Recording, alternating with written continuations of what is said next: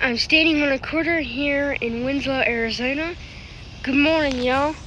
We're heading back east starting today, but there's still plenty more to see along the way, so let's get to it. My first stop of the day is going to be at Petrified Forest National Park. A quick note on that. Unlike other national parks that keep their gates open at night, Petrified Forest closes at a set time to prevent theft or natural treasures within.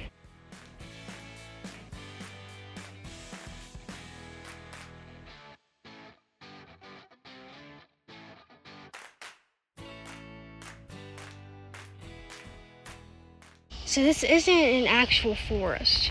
It's not even a desert. It's actually a semi-arid grassland, higher elevation than the desert. This park is full of 250 million year old crystallized logs, all once part of an ancient swamp filled with towering trees, giant reptiles, and early dinosaurs.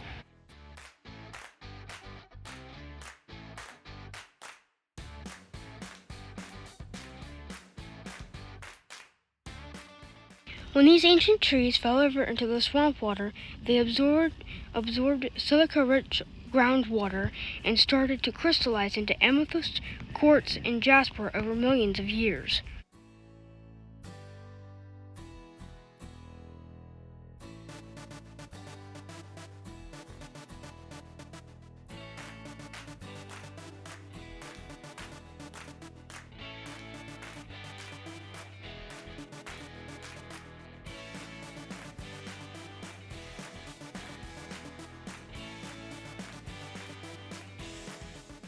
All of these different colors you see in the stone logs are caused by various minerals.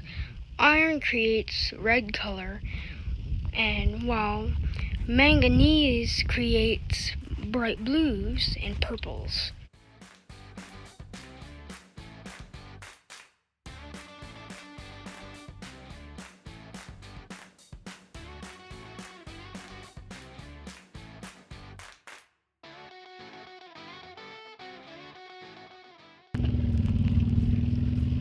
This whole area was first protected by President Teddy Roosevelt back in 1906 to stop people from stealing the stone logs. There's over 14,000 years of early human history in the park. You can find over 650 petroglyphs carved into what they named newspaper rock. The carvings date back between 600 and 2,000 years ago.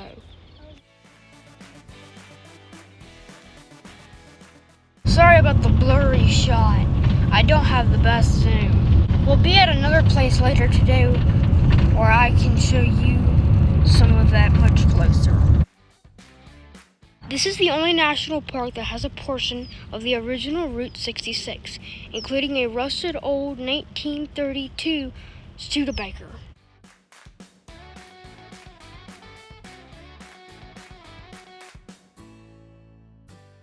Alright, Petroglyph National Monument. I've been looking forward to this one. The park spans about 17 miles of Albuquerque's western mesa, an ancient volcanic field from about 200,000 years ago.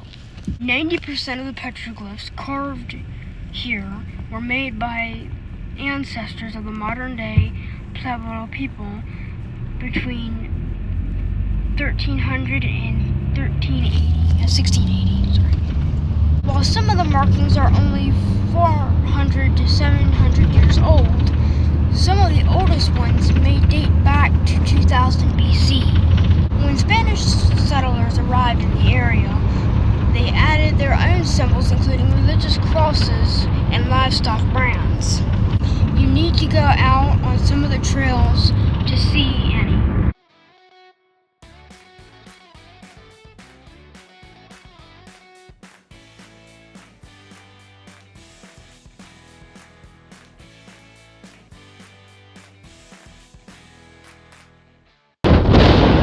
If you're planning to visit, do make note that there are not any petroglyphs at the visitor center. You need to go out on some of the trails to see any. I'm on the local Nick Canyon trail right now. It's paved and it's good for families, and you can see about 100 or so carvings. If you're up for a hike, try Petroglyphs Canyon Trail. They say it's the best one for most petroglyphs, about 300 to 500 different carvings. So you might wonder, how did they make these carvings? Well, the rock is volcanic basalt, which isn't normally the starch. However, a so-called desert varnish is created by manganese or iron oxides, causing it to be a blacker color. As they chiseled into the rock with stone tools, the outer layer was stripped away and the brighter color of basalt was revealed. Sorry y'all, we had to cut out of there early. There's a huge dust storm rolling in, so I'm gonna head up to Santa Fe. Well y'all, that'll do it for this video. This will probably be my last one for the 250th road trip, but I might do a few shorts for the little stops I have left. Anyway, I'll catch y'all next time in Dubai. See you there.